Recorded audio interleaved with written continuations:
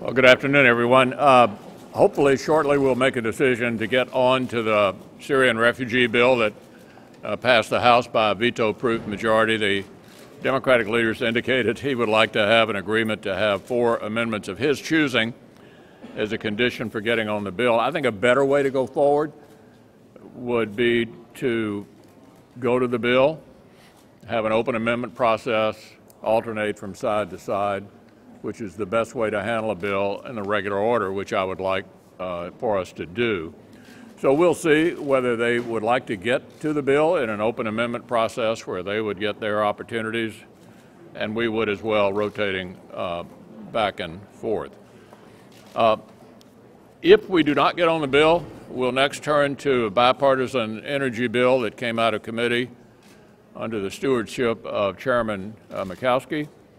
It'll be open for amendment, and since it came out of committee 18-4, I hope we'll be able to replicate what we did on frequent occasions last year with rewrite of No Child Left Behind, the highway bill, and other matters. With that, let me turn to Senator Cornyn.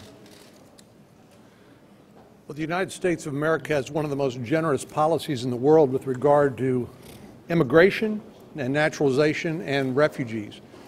What this legislation is about, though, is about national security. People who are refugees, whether they are adequately vetted by the appropriate authorities before they come to the United States and live in our communities. This is not about banning refugees. It simply is not. Even the FBI director and the Secretary of the Department of Homeland Security had expressed previous concerns about the lack of information about Syrian refugees, given the fact that these people are coming from a place that's been engaged in a civil war for the last few years, and we don't frankly know as much as we'd like to know about them as we traditionally would know about refugees.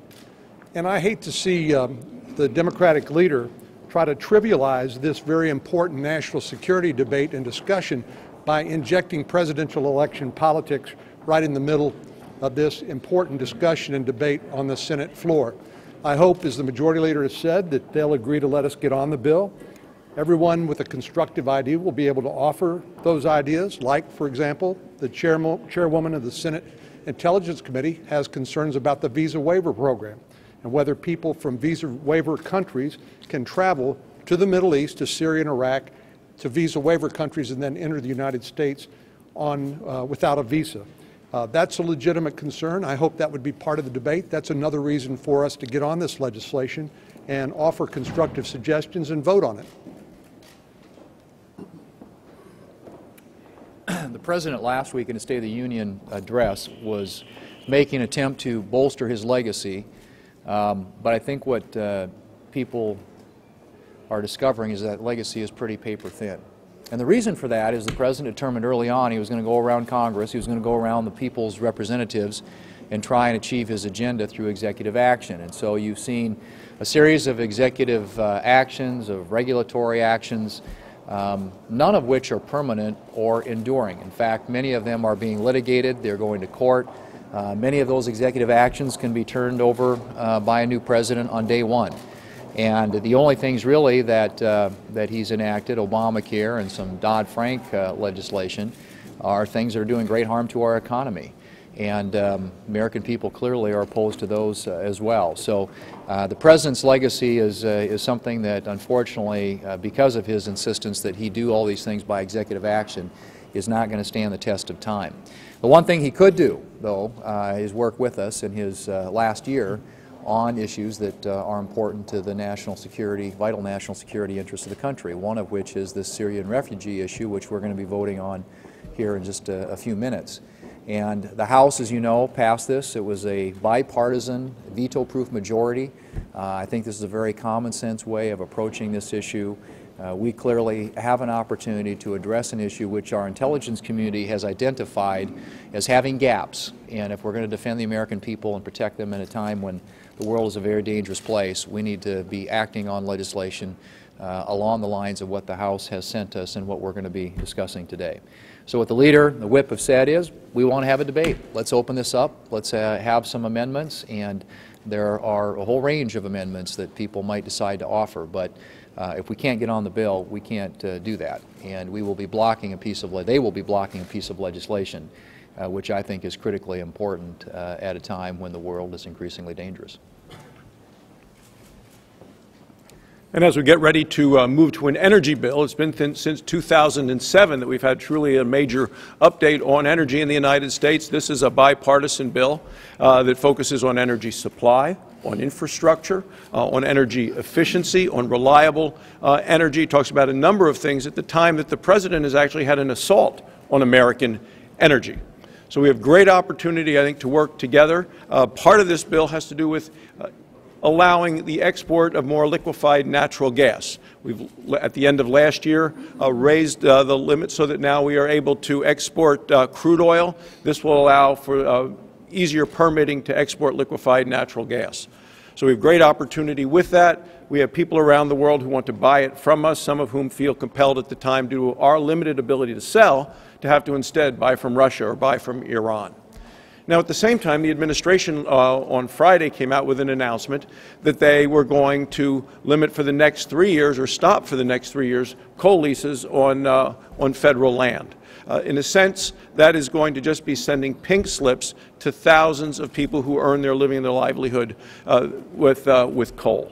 And when you take a look at that source of energy in rural America, that's why I think so many people feel that the President has contempt for the rural lifestyle and the lives and the livelihood of the people who live and work there. This energy bill will be an opportunity to speak out with amendments specifically related to the President's most recent actions. I think everybody was glad this week to see Saeed Abedini, Jason Razian, and Amir Hekmani return to their family. I've said at this podium several times over the last couple of years and on the floor a number of times how unfortunate it was that they weren't released at an earlier time. I think what we see here is that they were never prisoners. They were always hostages. And apparently there was no way to give them the $1.7 billion that they were given, or to release Iranian individuals who had actually violated the law as part of that deal. Well, those hostages are back. We still don't know what happened to former FBI agent Robert Levinson. We need to know more about that. I think it can be good to see, and it was good to see, those families reunited. I think suggesting that somehow we're grateful to the Iranians would be the wrong way to look at this. It was long overdue. It has happened. We should insist that things like this not be allowed to continue to happen. Yeah, let me just add one thing I had neglected to mention a while ago. We intend to vote in the morning on the President's veto of the Waters of the United States. The Congress, through the Congressional Review Act, repealed that. He vetoed it, and we're likely to vote on that in the morning. Mitch McConnell, want to get, and anyone else wants to weigh in, your response to this DHS report showing that nearly a million of foreign visitors who came to the U.S. last year overstayed their visas. Who's to blame for this, and what do you think should be done? Yeah, you want to take a shot at that? Yeah. While much of our concern about illegal immigration is focused on our southern border, my state, 1,200 miles of common border with Mexico, the truth is there are literally millions of people who come into the country legally, and after having complied with the legal requirements to get here, they illegally overstay their visa. And it apparently is the policy of this administration to do nothing about that, and that's wrong.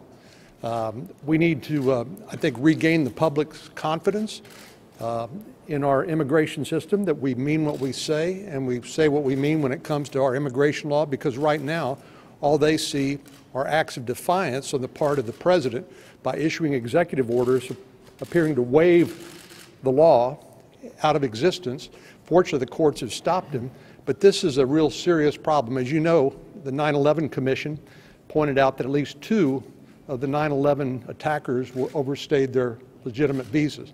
That's a public safety concern, and this plays right into some of the debate that we need to have relating to Syrian and Iraqi refugees.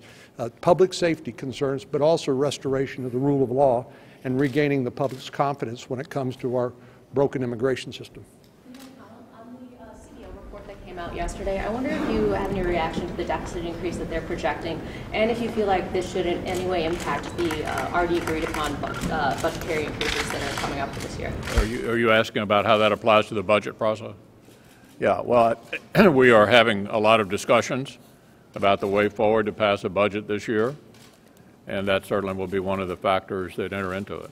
Senator McConnell, do you plan to bring criminal justice reform to the floor this year? And if so, do you plan to include a provision on so-called men's rights? Yeah, the way we're going to go forward on criminal justice reform, we had a discussion at lunch about that. The members of the Judiciary Committee have been deeply involved in that issue. The rest of the conference is not. And so we're going to be working through the process of bringing everybody in the Republican conference up to speed on this very important issue, and we're going to do that before any decision is made about floor time. Senator McConnell, may I ask you, there's been reporting that President Obama may attempt to do something with campaign finances that affect federal contractors. I'm guessing you're opposed to that, but any thoughts on what you might be able to do about it? Actually, our leader on that issue is Senator Collins, who's not here at the moment, but she pointed out that what the president is suggesting he may do is clearly prohibited by law. It just makes you shake your head. When the president's chief of staff says they're going to engage in audacious, I believe that's the word he used, right? Audacious executive expansion of authority. My goodness. I mean, does the president not have any respect for the process? You know, I say to groups periodically, he reminds me of Woodrow Wilson. If you're not an expert on Woodrow Wilson, let me tell you, he was the president who believed that Congress was too powerful and that the founders of our country got it wrong. He believed in sort of unlimited executive authority. Goodness gracious. By that standard, Barack Obama is really Wilsonian, as if there are just no boundaries beyond which he cannot push. Well, the Supreme Court is taking a look at some of this overreach, but apparently their strategy is to overreach everywhere for as long as they can. I would note that this is January 20th of 2016, a year from today. He will be gone. And he has done a lot of damage to the country through the regulatory overreach that's been going on all across our economy for the last 8 years. That's why we have a 2% growth rate, why we're underperforming as a country after the deep recession. So I, like many Americans, are counting the days, and I hope we have a new president who respects what the office is supposed to be about, who follows the constitutional rule of law, and who understands that Congress is not just an inconvenience. It's not just an inconvenience. The Congress is part of the process. Thank you.